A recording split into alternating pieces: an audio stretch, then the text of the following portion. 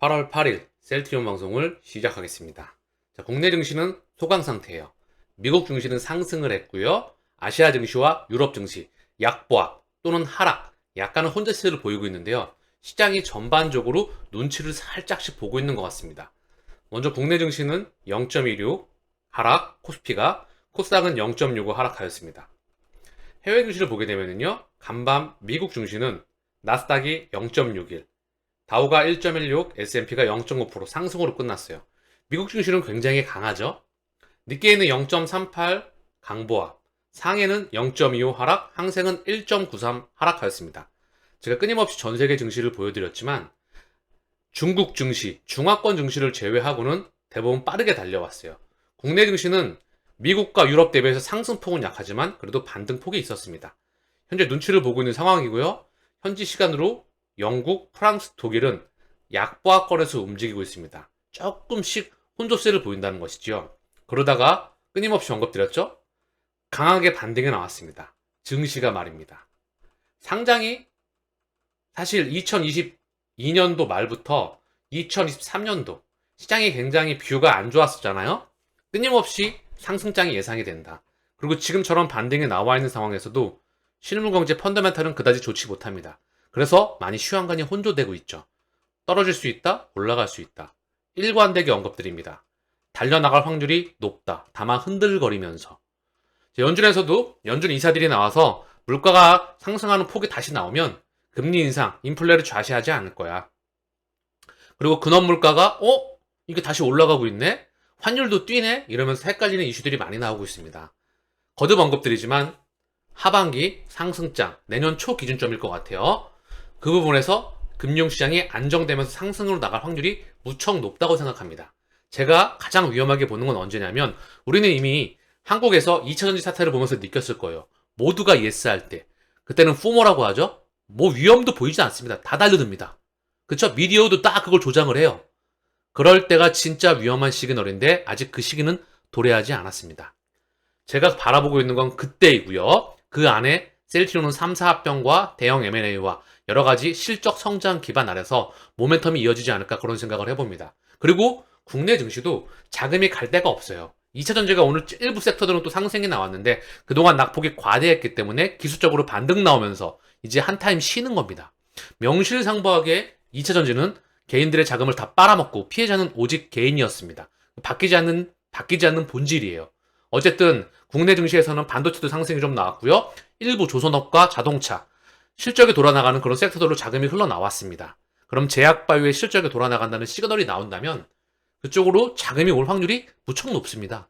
그래서 ETF를 깔아놨죠. 현재 자금을 쏠 수 있는 준비를 하기 위해서 그 시기를 하루하루 저울주니 하지 않을까 그런 생각을 해봅니다. 힘 빼지 마시고 그렇다고 너무 힘 줄 필요도 없고요. 힘 줄 시기는 언제다? 18, 19, 20만 원을 거래량을 대형 거래량이 나오게 되면서 강력하게 매물대를 뚫어버릴 때 그때는 집중을 하셔야 되겠죠. 왜냐하면 시그널이 온 거니까. 그 전까지는 그냥 편안하게 떨어지건 올라가건 지지부진하건 의미를 두지 마십시오. 본인만 그냥 힘 빼는 거니까. 원래 원리가 그렇습니다. 여기 시장에, 금융시장의 원리가 그래요. 아시겠죠? 기다림과 박스권의 기간은 길지만 상승은 매우 강력하면서 짧습니다. 우리가 만나야 될 그 시간이죠. 이미 미디어를 상에서도 또는 수급적으로도 증시의 분위기에서도 이미 그런 시그널은 상당히 감지가 되고 있었습니다. 시장 지표를 좀 보고 가시죠. 원달러 환율이 1316원. 원화의 약세폭이 좀 최근에 있죠. 1316원까지 환율이 튀었다. 달러 인덱스의 가격은 101.86. 달러는 찔끔 강세예요. 다시 한번 설명을 드리는데요. 달러 인덱스는 선진국 통화끼리 비교한 겁니다. 유로 앤 파운드. 얘네 그리고 스위스 프랑, 스웨덴 크로네. 이 5가지 통화와 달러를 비교한 게 달러 인덱스의 가격이고요. 원달러 환율은 달러와 원화를 비교한 겁니다. 원화가 이들 통화 대비 약세인 폭이 크다는 것이지요. 즉 위험자산이 눈치를 많이 보고 있다. 그리고 국내 경제 펀더멘탈이 그다지 좋지 못하죠. 그쵸? 어쨌든 중요한 건 그런 흐름이고요. 엔화는 약세를 이어나가고 있다. 약세 폭이 조금 있으면 고점을 뚫을 것 같아요. 그쵸? 엔화가 최근에 이슈가 상당히 많이 있습니다. 의도적인 엔화의 약세를 보고 있고요. 일본 경제 펀더멘탈 또한 매우 좋지 못합니다. 그 안에서 인위적으로 경제를 리바이벌 시키는 과정이에요. 일본뿐만 아니라 전 세계가 실물 경제가 코로나 팬데믹을 공식적으로 해제를 하고 경기를 리바이벌 시키는 과정이 있습니다. 그 안에 자산시장이 먼저 달린 거예요.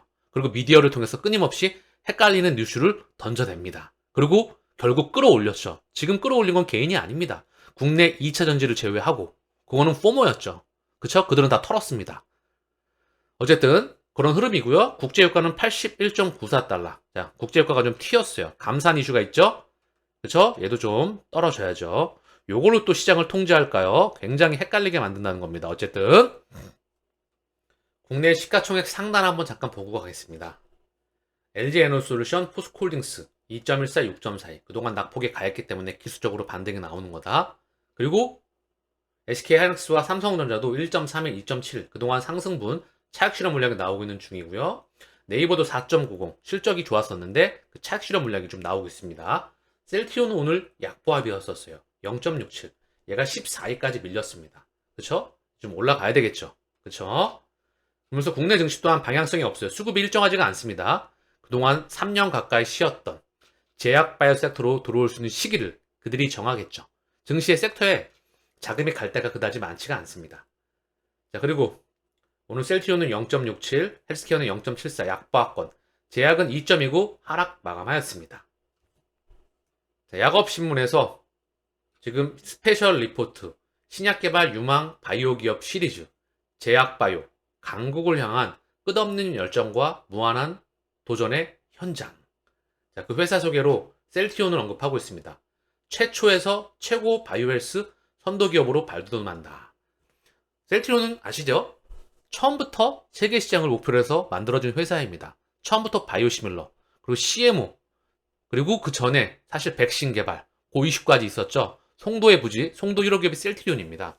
그리고 나서 이제 신약 기업으로 발돋움하는 국내 제약바이오 역사상 100년 역사상 고작 20년 남짓한 회사가 역사를 새로 써나가고 있는 겁니다. 그 누구도 도전하지 못했던 항체 바이오시밀러의 시장을 만들어냈고 그로 인해 기술 수출 시장 또한 만들어졌습니다.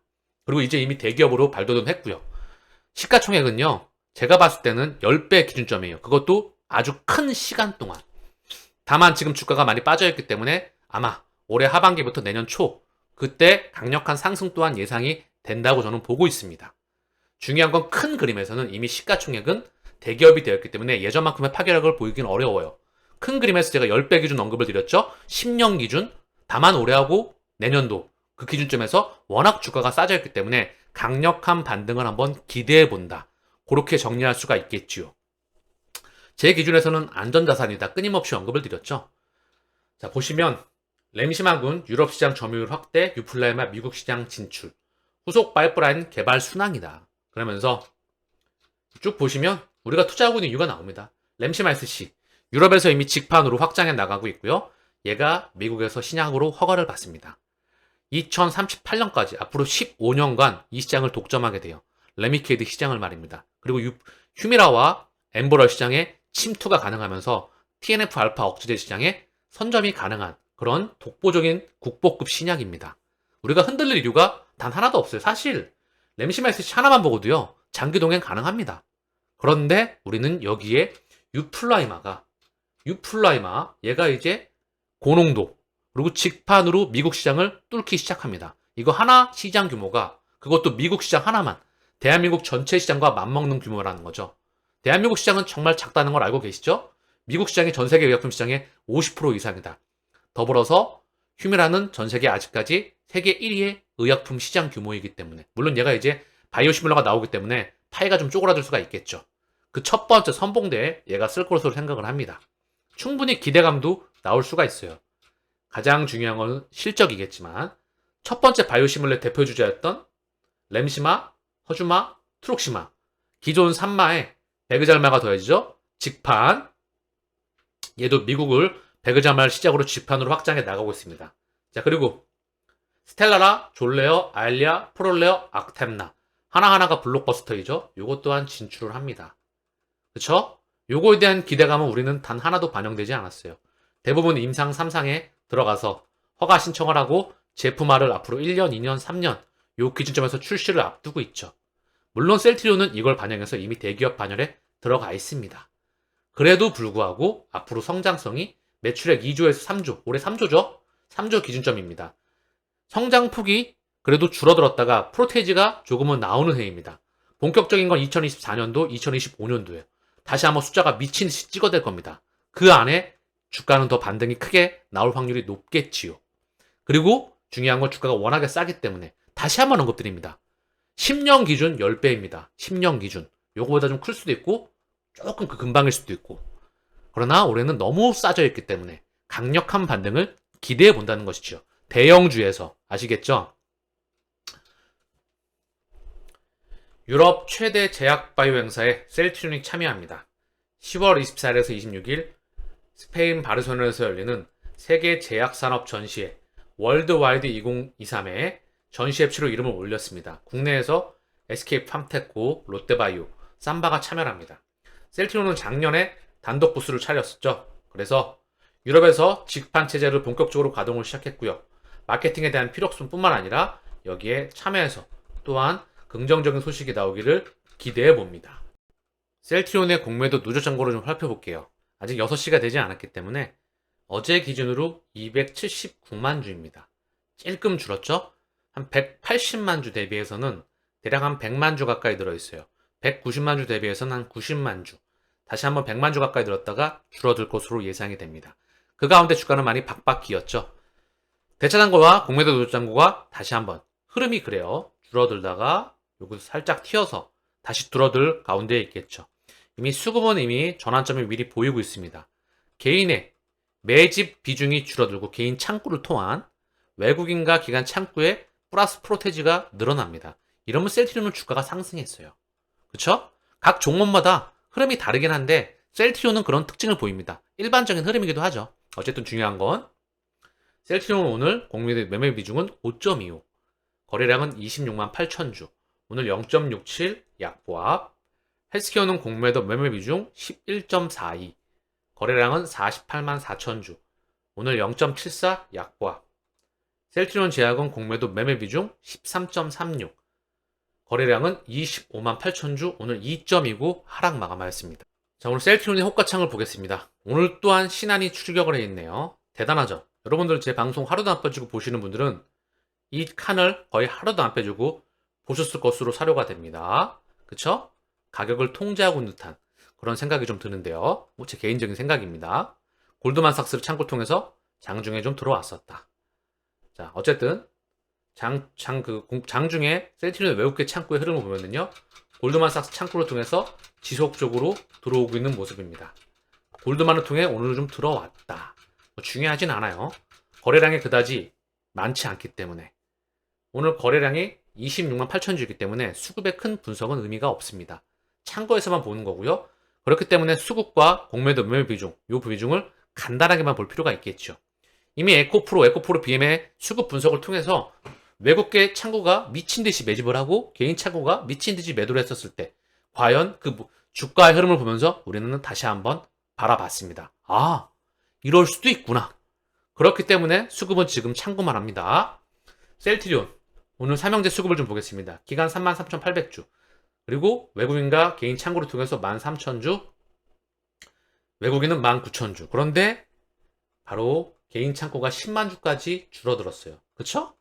긍정적인 흐름이 온다는 겁니다. 이제 좀 있으면 마이너스로 바뀔 거예요. 외국인은 38만 4천 주 플러스로 바뀌었죠? 오늘 골드만 창구를 통해서 들어왔었다. 기간 또한 65만 주 가까이 줄었습니다. 얘가 한 150만 주, 몇백만 주 됐었잖아요? 그러다가 얘가 연기금도 오늘 찔끔 매도모. 기관들이 찔끔씩 다 매도를 했습니다. 매도폭이 크지 않아요. 금융투자가 2만 3천 주 매도를 했고 최근에 매도의 흐름에 있었지만 이 기관들도 연기금이 44만 주거든요. 나머지 기관들은 이제 별 볼 일 없습니다. 보험이 10만 주. 얘도 줄어들 것으로 저는 보여요. 기본적으로 흐름상 그리 되지 않을까. 그리 생각을 합니다. 헬스케어. 헬스케어는 개인이 오히려 44만 주를 매도하고 있죠. 오늘 개인이 6만 2천 주, 외국인이 1만 주를 매도했고요. 기관은 7만 2천 주 매수했습니다. 이 중에 금융투자와 사모펀드가 3만 7천 주, 2만 5천 주를 매도했고요. 보험, 투신, 연기금은 각각 347주, 3,200주, 6,300주 들어왔어요. 연기금이 최근에 하나, 둘, 셋, 넷, 다여 6거래일 연속 들어오고 있다. 헬스케어는 외국인과 기관이 다 플러스로 전환했습니다. 제가 계속 언급드렸죠? 이것 또한 너무 좋아할 필요도 없고 슬퍼할 필요도 없고 힘줄 필요도 없어요. 핵심은 뭐다? 이제는 기술적으로 좀 분석이 필요할 것 같아. 차트가 바닥에서 박박기다가 거래량이 동반되면서 여기 매물대를 뚫어줄 때, 빵 하고 뚫어줄 때, 이때는 집중을 해야 돼요. 거래량이 실리는 거. 이거는 작업을 못 하거든. 저는 그리 생각합니다. 요것 또한 작업을 했다면, 그쵸? 자, 셀트리온하고 에코프로 차트 보면 바로 이해가 가요. 셀트리온 여기 있죠. 완전 바닥에 있죠. 이때랑 대비해서 똑같은 위치에 있습니다. 회사 실적이나 기업 가치 성장 대매나 판매 라인이나 상대가 되지 않는데 여기 있다는 거예요. 그쵸? 그리고 수급이 똑같은 흐름을 보입니다. 여기서 이제 개인들의 창고로 플러스 되는 게 줄어들고, 그리고 외국인과 기관 창고를 통해서 들어오면 주가가 상승해 나와요. 근데 제가 언급드리는 건 뭐다?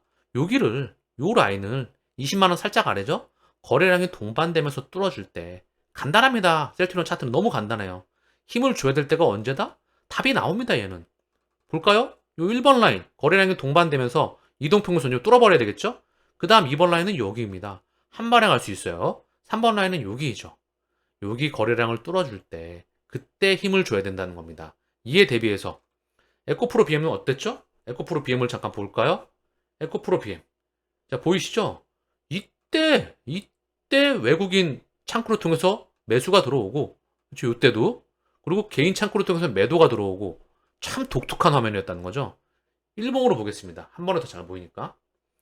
이때 외국인이 들어왔을까요? 이때, 그리고 개인이 매도를 할까요? 아니죠. 그쵸? 저는 근데 특이하게 이 화면에서는 그렇게 나오더라고요. 볼까요? 에코프로 BM의 수급입니다. 보시죠. 에코프로 BM의 수급을 보면 보이시죠? 이렇다는 거예요. 개인은 280만 주 매도, 외국인은 271만 주 매수, 기간은 11만 주 매수하였다. 차트 보셨다시피 이런 흐름인데, 그래서 제가 보다 기술적인 분석이 이젠 좀 필요할 것 같아요. 그다지 어렵지는 않습니다. 슈팅 나왔을 때, 이때는 선수들은 절대 들어가지 않아요. 개인들을 들어오라고 하죠. 앞으로도 100년이 지나도 200년이 지나도 100년 전에도 200년 전에도, 그리고 지금부터 100년 이후에도 이 흐름은 바뀌지 않을 거예요. 개인은 호구일 겁니다. 앞으로도 쭉 바뀔 수가 없습니다. 선수들은 외국인이죠. 기관은 브로커이고요. 어쨌든 이 흐름이 바뀌길 저는 바라지만, 개인들이 늘 눈을 떠서 금융교육을 장착을 해서 더 이상 휘둘리지 않는 진정한 투자자가 되시기를 바랍니다. 오늘 마지막으로 셀트리온 제약의 수급을 보고 마칠게요. 삼형제니까 그래도 막내 제약의 수급을 봐야 되겠죠? 그게 또 이 방송의 예의이기도 하고요. 셀트리온 제약을 보면 오늘 외국인 창구를 통해서 만주, 개인은 7,200주 들어왔고요. 기간은 17,000주 매도했습니다. 기간 17,000주 중에서는 금융투자가 12,000주. 대부분 매도를 담당했고, 개인이 34만 7,000주. 얘도 좀 줄어들고 있어요. 조금씩. 외국인과 기관이 16만 주, 19만 주. 매도 폭도 줄어들고 있습니다. 얘는 셀트리온과 SK의 수급을 따라가는 흐름을 좀 보이죠. 다만 주가는 조금 더 탄력적이고요. 자, 제가 방송을 좀 길게 했는데 감이 오시죠? 그렇기 때문에 평상시와 똑같이 가시라는 겁니다. 제가 방송을 하면서 참 일관되게 언급을 드리고 있고, 제 직업은 거의 R&D, 공부죠. 그리고 저 보시면 아시겠지만 저는 가치에 집중하는 사람이거든요. 가격 따윈 별로 그렇게 중요하지 않습니다. 계좌 잔고 그다지 신경 쓰지 않아요. 저는 이미 그 길을 걸어왔고 도착할 자신도 있고, 다만 자만하지는 않습니다. 왜냐하면 증시에 대해서는, 자산 시장에 대해서는 아무리 뛰어난 슈퍼개미도 또는 투자의 그루들도 자만하면 한 방에 가거든요. 그냥 시장에 겸허한 마음으로서 평상시와 똑같이 여러분들도 본업에 충실하시면서 길을 걸어가시기를 바랍니다. 그러다 보면 어느 순간 도착해 있을 거예요. 그리고 이것 또한 과정으로 남겠지요. 여기서 또 우리는 삶을 살아가는 동안에 투자를 이어나가야 됩니다. 왜? 생존해야 되니까. 어쩔 수 없이 투자를 또 하셔야 돼요. 여기서 이겼다고 다음번 승리를 보장하지 않습니다. 여기서 이긴다고 또 다음번 승리를 보장하지를 않아요. 눈을 감는 그 순간까지 투자가 집행이 돼야 앞으로 생존할 수가 있습니다. 앞으로 인플레이션은 시대에 거슬 수 없는 대세 패러다임입니다. 그러면 반드시 투자라는 이 무기를 장착을 하셔야 돼요. 아시겠죠? 그래서 원칙이 중요하고요. 투자 습관이 중요합니다. 매매는 저 쓰레기통에 갖다 버리세요. 그리고 가격에 대한 흔들림, 결국 프레임은 뼈대는 기업 가치이더라. 이제 매크로나 이런 부분은 많은 양의 공부가 필요하기 때문에 단기간 만에 그걸 다 습득할 수는 없습니다. 부족하지만 제 방송을 통해서 끊임없이 언급을 드리지요. 오늘 방송은 여기서 마치겠습니다. 감사합니다.